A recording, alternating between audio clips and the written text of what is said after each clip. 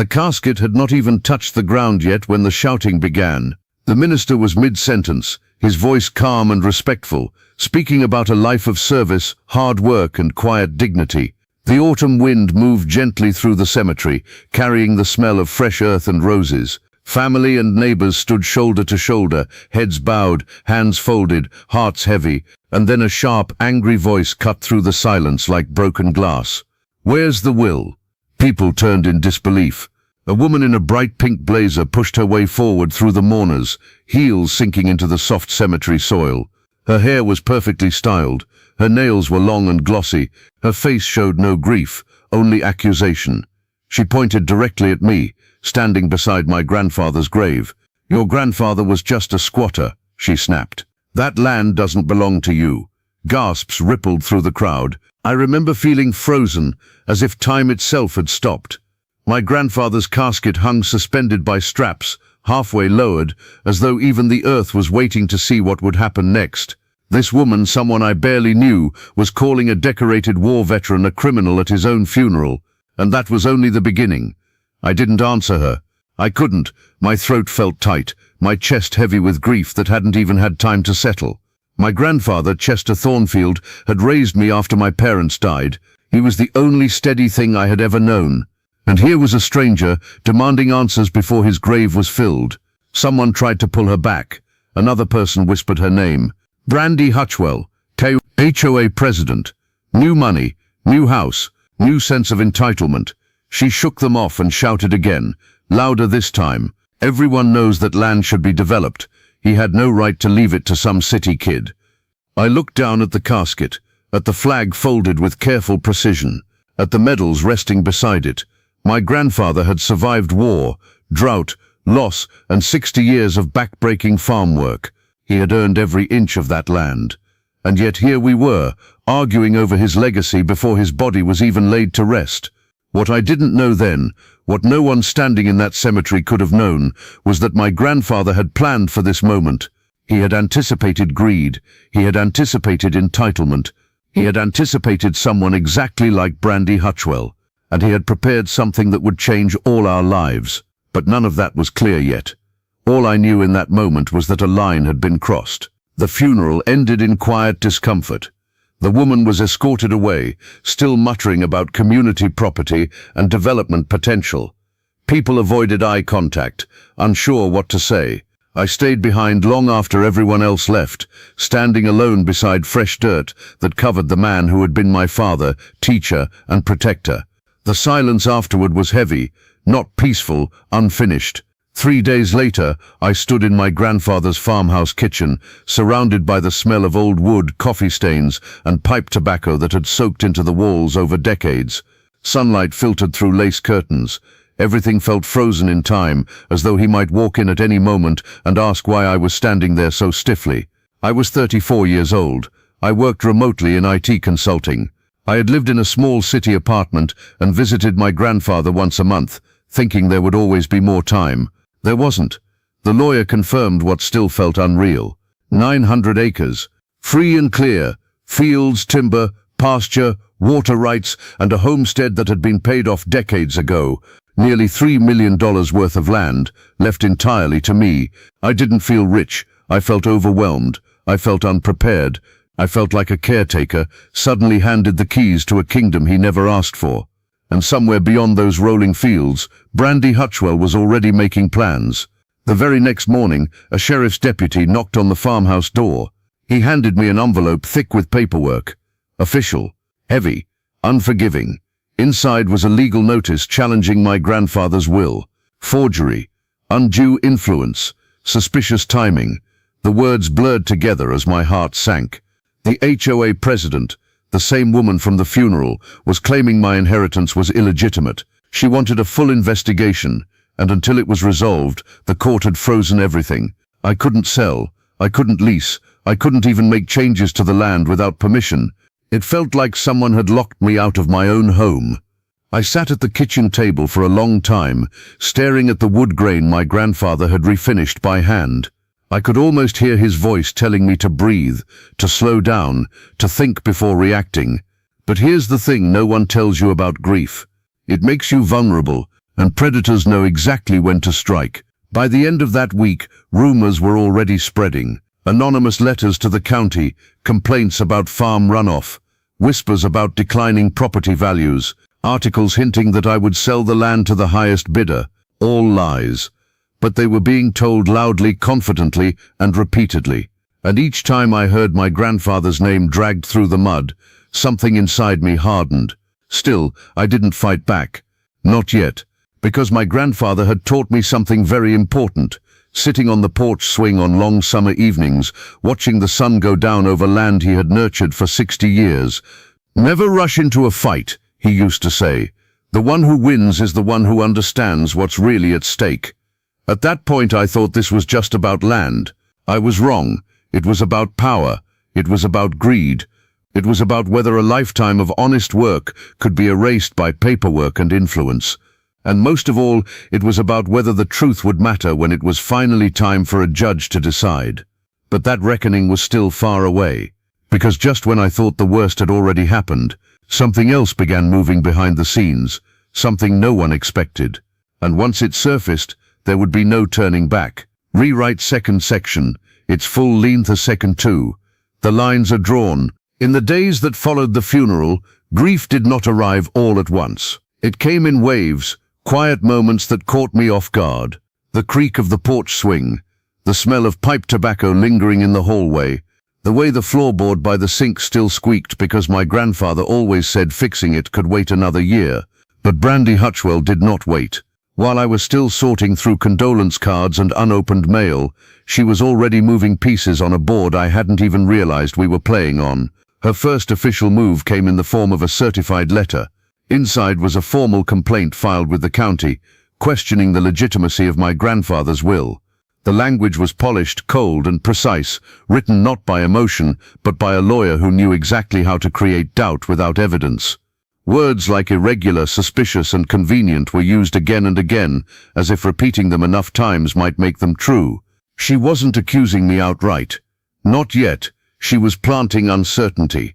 According to her filing, my grandfather, who had managed his own affairs for decades, was suddenly too old, too confused, too vulnerable to have made such a decision on his own. According to her, I must have influenced him, manipulated him, pressured him. The accusation was as insulting as it was painful. This was the same man who had balanced checkbooks to the penny, repaired tractors older than I was, and argued county water law from memory.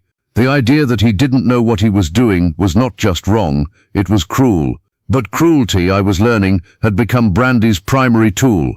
I decided it was time to understand exactly who she was. Millbrook Falls was a small town, the kind where people still waved from pickup trucks and remembered what your grandparents did for a living. Brandy had arrived only 3 years earlier, buying the largest house in a brand new subdivision called Creekside Meadows. The place looked impressive from a distance, arched windows, manicured lawns, decorative stone columns, but up close it felt hollow, plastic perfection. Within 6 months of moving in, Brandy had maneuvered her way into becoming HOA president, not because she was elected with enthusiasm, but because no one else wanted the responsibility. She volunteered loudly, promised efficiency, and quickly made it clear she enjoyed being in charge. What she saw when she looked out from her back deck each morning was not farmland. She saw opportunity.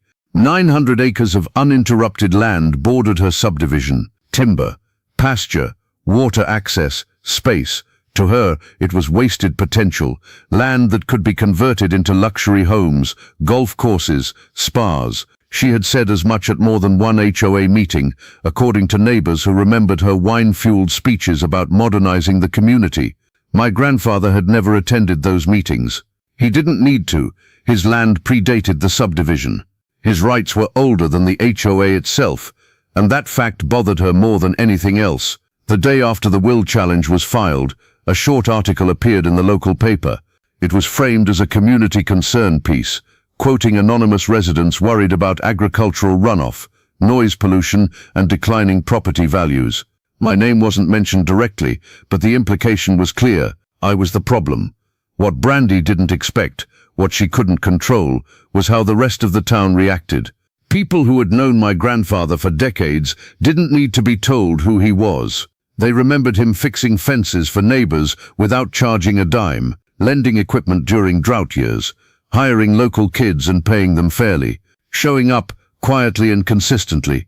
They also remembered Brandy, the loud complaints, the threats of fines, the constant talk of standards and compliance. Still, sympathy alone doesn't stop lawsuits. I realized quickly that this wasn't going to be a shouting match or a public argument. This was going to be decided in offices, meeting rooms, and eventually a courtroom. And if I wanted to protect what my grandfather left me, I needed to understand the rules better than the people trying to bend them. So I did something my grandfather always did before making a decision. I read everything. Old survey maps, water permits, tax records, county filings. Night after night, I sat at the same kitchen table, surrounded by yellow documents that smelled faintly of oil and dust. I learned things most people never think about: how property boundaries are defined, how water rights are prioritized, how zoning laws work differently for land that has never been developed. And slowly, a picture began to form.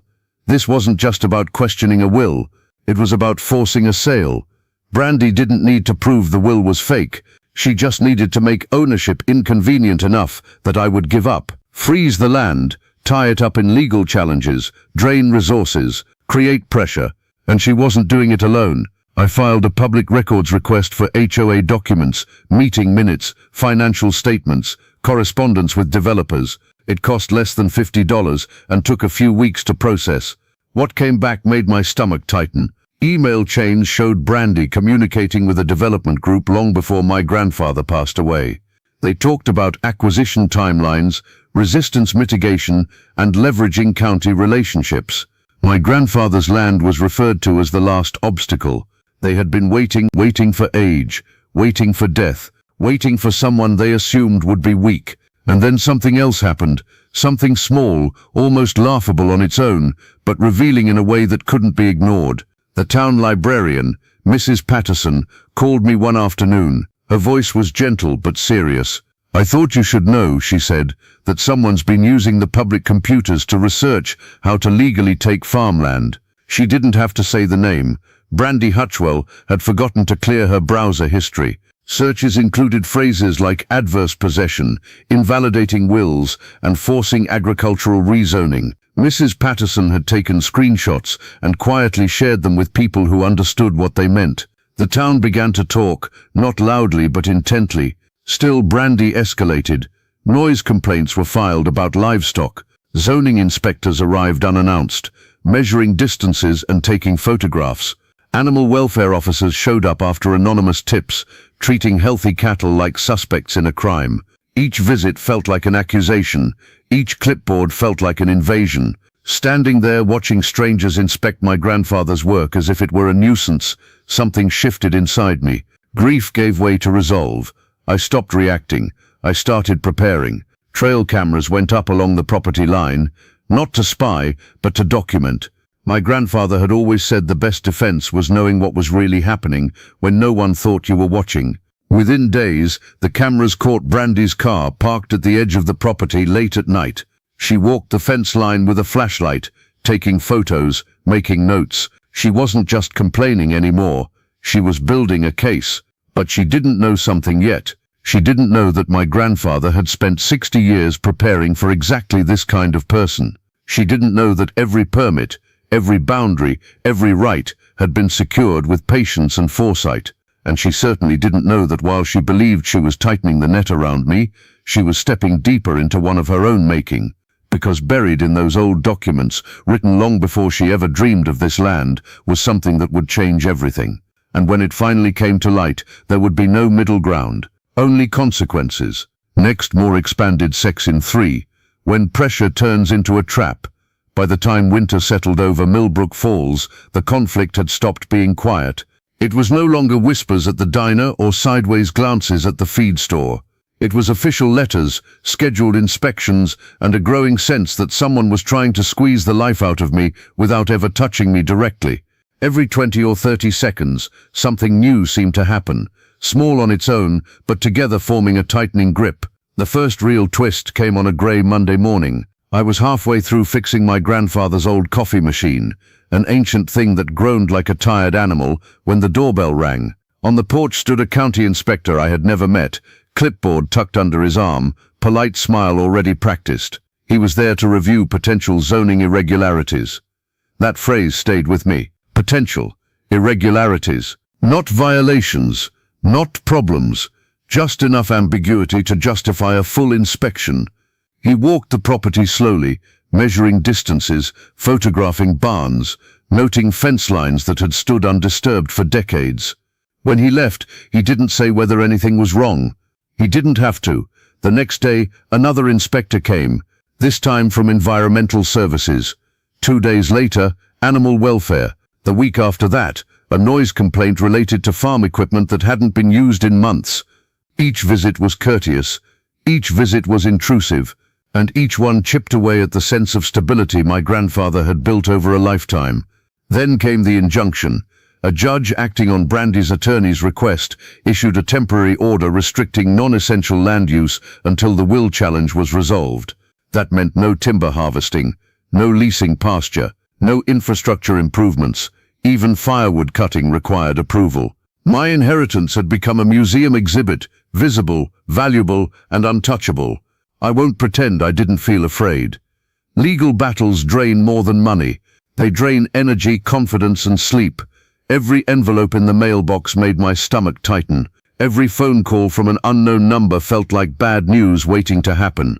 And that was exactly what Brandy was counting on. But then something happened that no one expected. While reviewing the HOA documents I had requested weeks earlier, I noticed something odd. Pages missing, dates that didn't line up, meeting minutes that referenced votes that had never been formally recorded. The deeper I looked, the stranger it became. According to state law, an HOA must be properly incorporated, must follow specific voting procedures, and must maintain transparent financial records. Brandy's HOA appeared to exist, but only loosely, sloppily, as if someone had rushed the paperwork and hoped no one would ever check. I shared what I found with a local attorney who had known my grandfather for years. He frowned as he read. This, he said slowly, tapping the page, wouldn't hold up under serious scrutiny. That didn't stop Brandy. If anything, her behavior grew bolder. One night, my trail cameras captured her walking along the creek that ran through the lower pasture. She was carrying containers, clear plastic jugs. She poured something into the water, looked around, then hurried back to her car.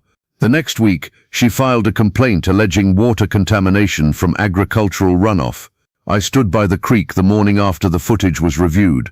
The smell was sharp, chemical, out of place. The water looked wrong. For the first time, anger overtook restraint. She wasn't just attacking me anymore. She was trying to rewrite reality. I documented everything. Timestamps, video files, locations. I didn't confront her. I didn't report it yet. My grandfather had always said, "Let people show you who they really are. Don't interrupt them." And Brandy was showing herself clearly. Her public behavior began to unravel as well. Social media posts turned erratic. She accused unnamed enemies of conspiring against the community. She threatened boycotts against local businesses that didn't support her vision. People started backing away. Even within her own subdivision, neighbors grew uneasy. They hadn't signed up for this level of chaos. They wanted quiet lawns and predictable rules, not inspectors and accusations. Then came another twist. A reassessment notice arrived from the county. The land had been reclassified at its highest and best potential use, drastically increasing the property taxes. The bill was staggering, enough to push even a well-prepared owner toward financial panic. That was the moment I understood the full strategy. She didn't need to win in court, she just needed me to fail financially. But buried deep in my grandfather's old filing cabinet, beneath warranties and receipts, was a veteran's benefits document I hadn't noticed before. A homestead protection tied to his military service, a safeguard he had filed decades earlier and never needed to use. One call to the assessor's office, one form faxed. The tax bill dropped by more than half. It was the first time since the funeral that I felt something close to relief. And then another surprise surfaced. A private investigator I hired, paid for with a modest insurance policy my grandfather had kept for when trouble comes, delivered his preliminary findings. Brandy Hutchwell was not who she claimed to be. different name in another state. Previous bankruptcies, a pattern of short-term residence followed by legal disputes involving land and development. This wasn't her first attempt. This was her profession. The investigator laid it out plainly. She targeted vulnerable property situations, applied pressure, partnered with developers, and exited before consequences caught up. Except this time, she hadn't accounted for a man who planned 60 years ahead. As winter deepened, her actions grew more desperate. Late-night trespassing, unusual equipment purchases, meetings with unfamiliar men in expensive suits at the diner's back booth. The town noticed, and quietly, loyalty shifted. Farmers began stopping by just to check in. Veterans offered to help with security. The librarian kept notes. The newspaper editor asked careful questions. What Brandy thought was a lonely heir under siege was becoming something else entirely, a focal point. And she still believed she was winning. She didn't know yet that every inspection, every complaint, every aggressive move was building the very case that would undo her. Because hidden within my grandfather's paperwork, older than the subdivision, older than the HOA, older even than Brandy's schemes, was a legal mechanism so absolute, so final, that once triggered, there would be no appeal. And she was moving closer to it, with every step. By early spring, the tension had reached a point where it could no longer stretch without snapping. It showed in small ways at first.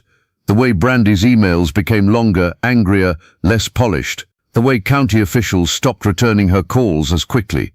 The way people in town lowered their voices when her name came up, as if speaking it too loudly might invite trouble.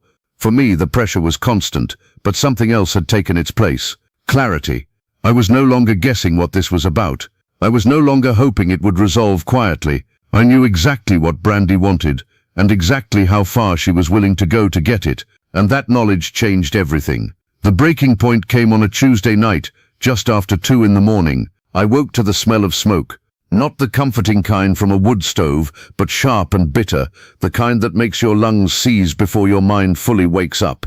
The smoke alarm screamed as I ran downstairs, heart pounding, fear cutting through sleep like a knife. Outside, orange light flickered against the barn.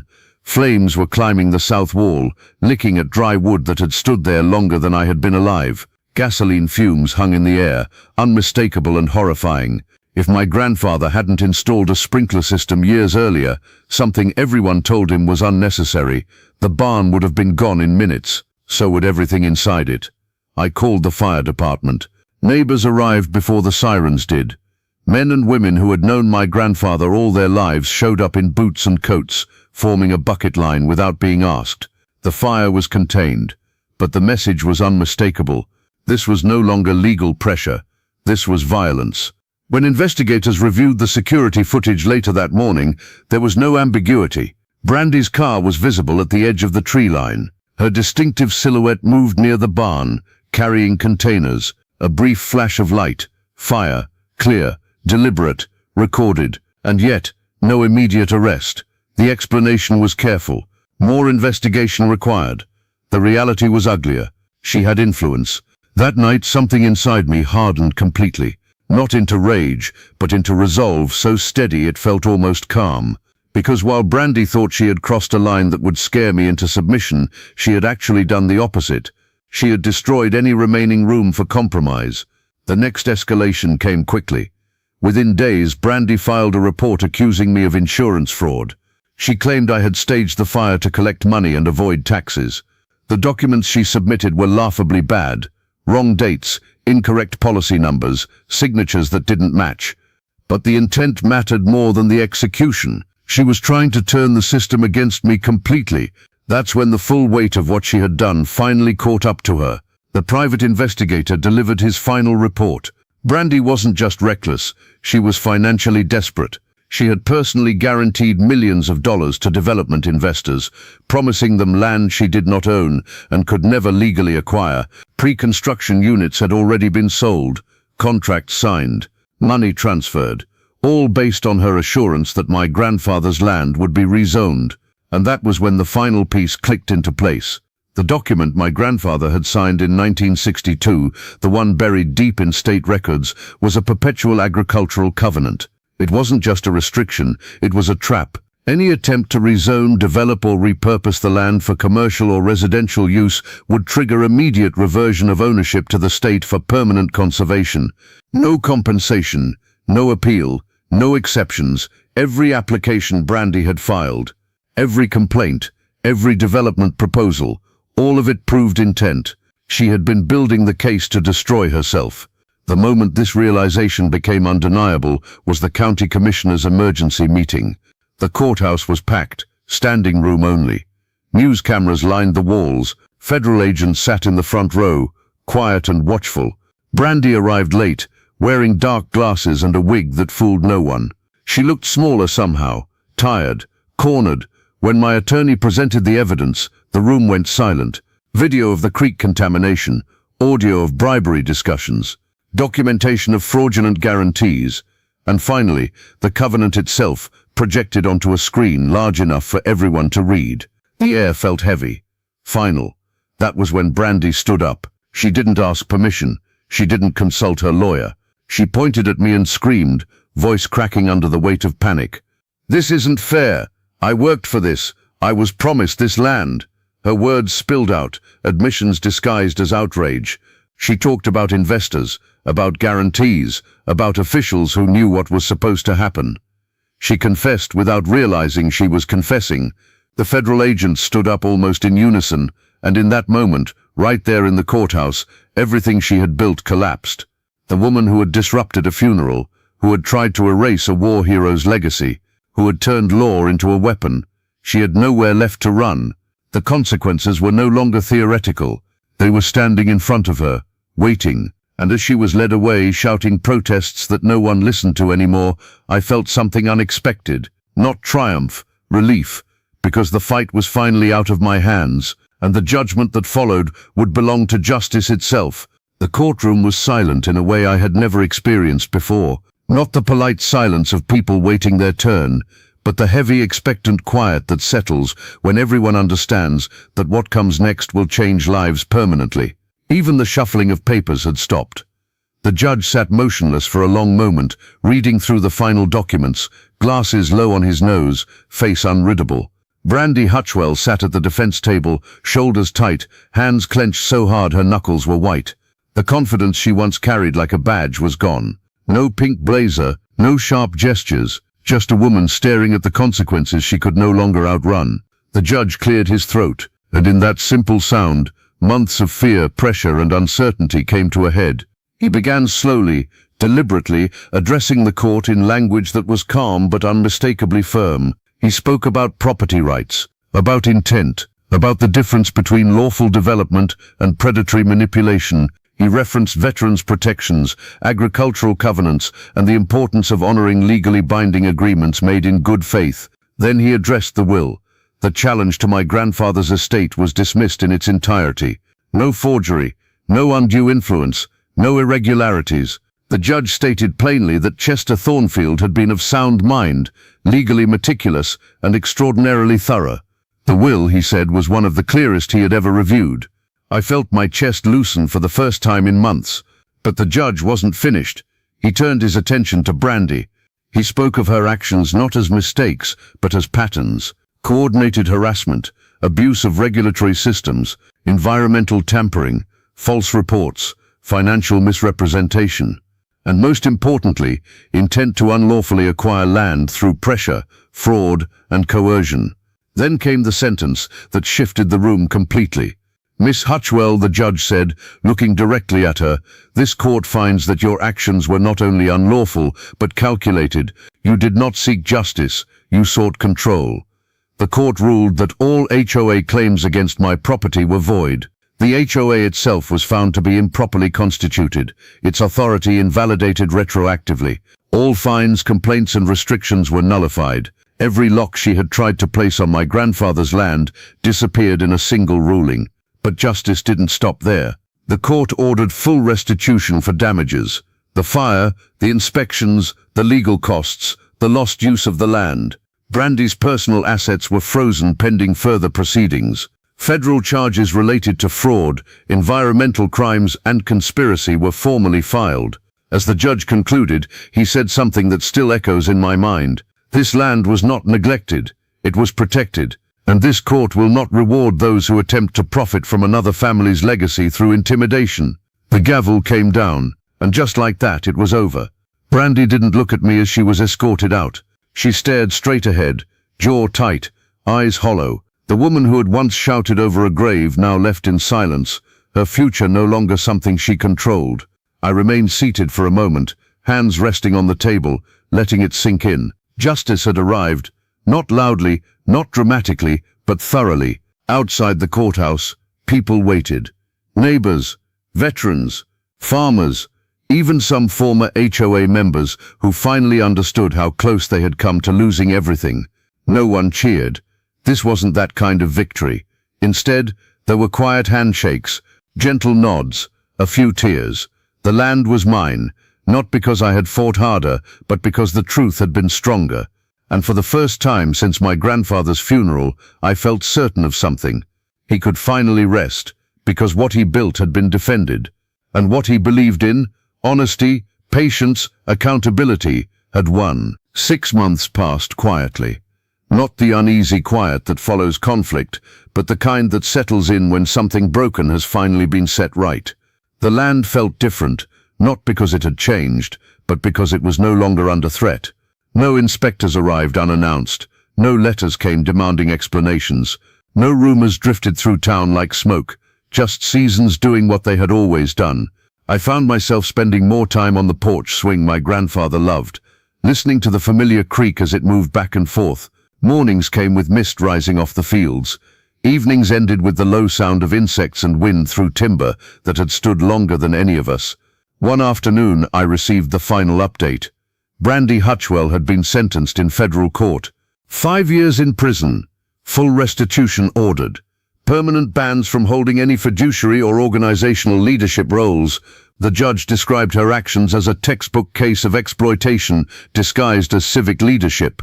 There was no satisfaction in hearing it, only closure. The HOA dissolved shortly afterward. Homeowners voted unanimously to disband it, embarrassed by how easily they had been misled. Some apologized to me directly, others simply nodded when we passed in town. That was enough. The land itself became something new without ever losing what it was. Working with the state, portions of the acreage were designated for permanent conservation, protected trails, clean water access, and educational programs for local schools. Another section remained active farmland, leased to families my grandfather had trusted for years. Nothing flashy, nothing forced, just continuity. A small scholarship fund was created in my grandfather's name for students studying agriculture, conservation, or veterinary medicine. The first recipient was a local kid he had once taught how to change tractor oil. The barn was repaired, not rebuilt to look modern, but restored exactly as it had been. The scorch marks were left visible inside, a quiet reminder that history isn't erased, it's remembered. As for me, I stayed. I never moved back to the city. I worked remotely, yes, but I learned to fix fences properly, to respect water flow, to understand that land doesn't belong to you, you belong to it. Temporarily, if you're lucky. On the anniversary of my grandfather's passing, the town gathered at the edge of the property. No speeches, no ceremony, just people walking the land he had loved, in silence and gratitude. I stood by his grave afterward, hands in my pockets, feeling the weight of everything that had nearly been lost and everything that hadn't been. He had known. That's what stays with me most. He knew greed would come, he knew pressure would follow, and he knew that truth, properly prepared, could outlast both. What Brandy never understood was simple.